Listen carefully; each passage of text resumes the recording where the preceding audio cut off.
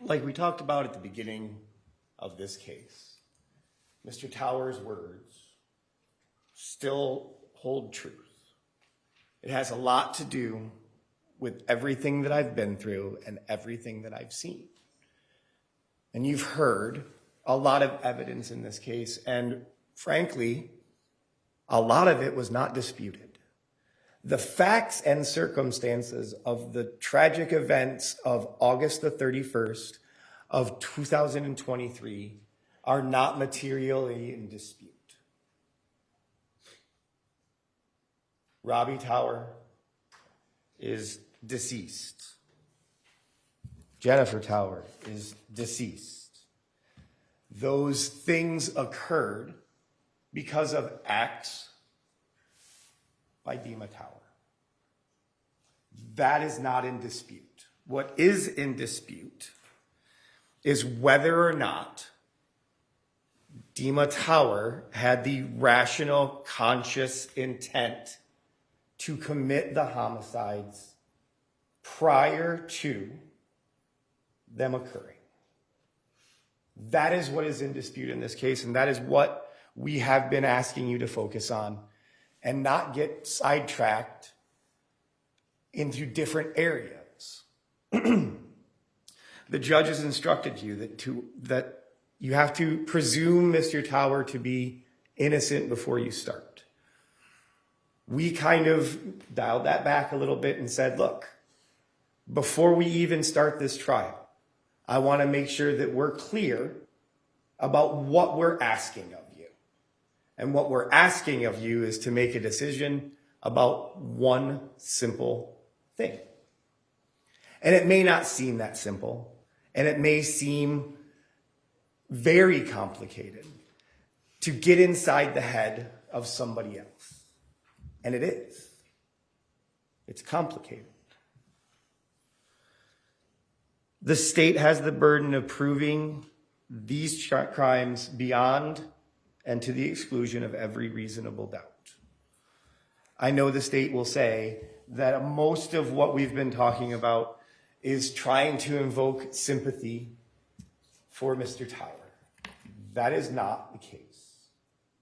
It is important, if you're making a decision about somebody's state of mind, that you are exposed to them so that you can make an informed decision.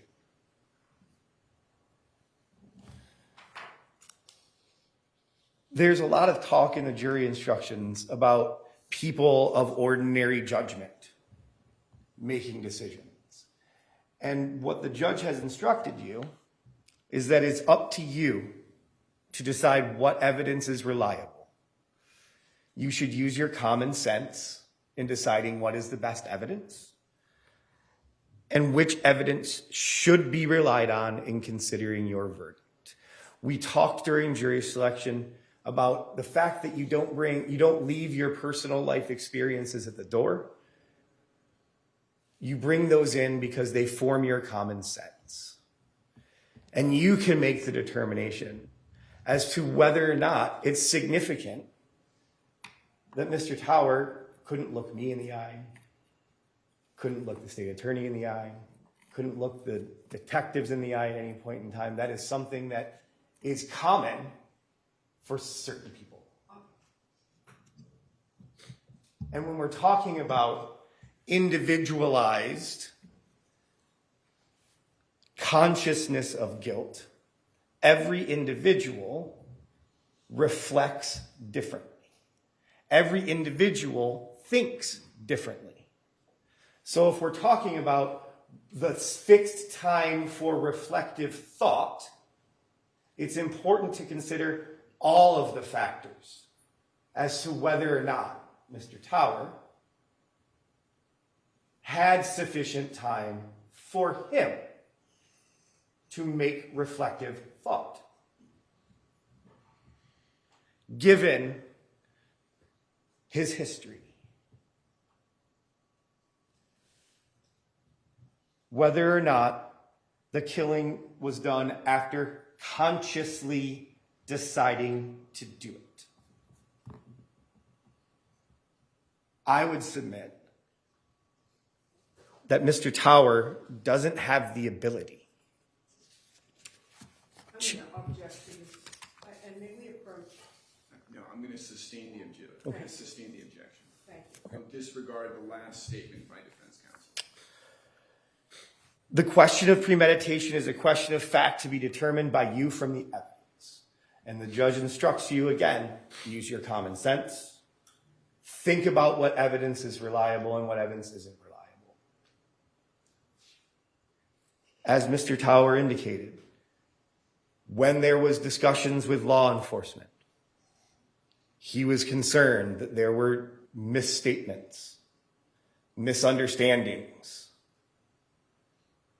which would be something you would understand from somebody who was in foster care in a foreign country, who didn't know the language before he got here, who learned the language himself by small talk, who was obviously awkward and uncomfortable. You can make a determination as far as all of those things, as to what weight you put on each piece of evidence and what weight you assign. Because like we talked about from the beginning, each of you individually has a verdict. And collectively, as a jury, you make a decision. But it is important for each and every one of you to have your voices heard. It's important that you take time to deliberate and make a determination as far as what culpability Mr. Tower has. I would suggest to you that the evidence presented leads to a manslaughter conviction. And we would ask that you come back with that verdict. Thank you.